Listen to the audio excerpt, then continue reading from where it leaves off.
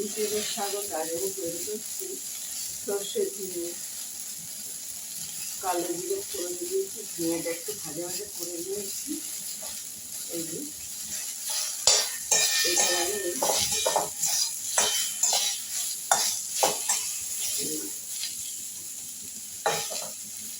সর্ষে বাটা, কালো সর্ষে বাটা, আর দিয়েছি কাঁচা তেল, আর দিয়েছি এটা তেলেই ফোড়ন দিয়েছি, আর দিয়েছি একটু মিষ্টি সামান্য।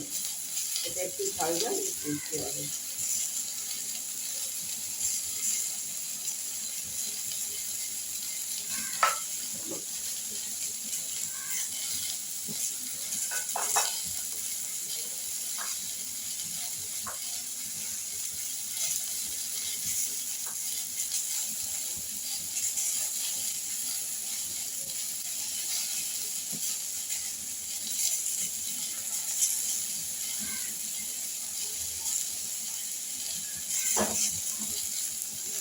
এবার আমি সর্ষে বাটাটা ঢেলে দিলাম।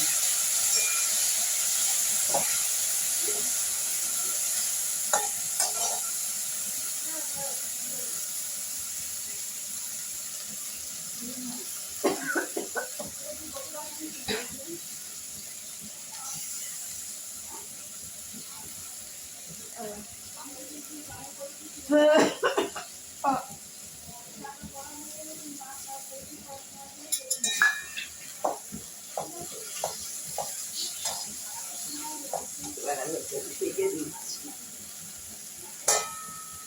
দিচ্ছি, একটু বাদেই হয়ে যাবে, বেশি সময় লাগে না। তবে ভালো লাগলে লাইক করো, শেয়ার করো। এটা গরম ভাতে ভালো লাগে খেতে। একটু একটু ঝাল ঝাল হবে, সামান্য কাঁচা লঙ্কা দিয়ে সর্ষে বাটা। আর যদি ভালো লাগে লাইক করে শেয়ার করে আমার পাশে একটু থাকুন। এবার আমি একটু ঢেকে দিচ্ছি।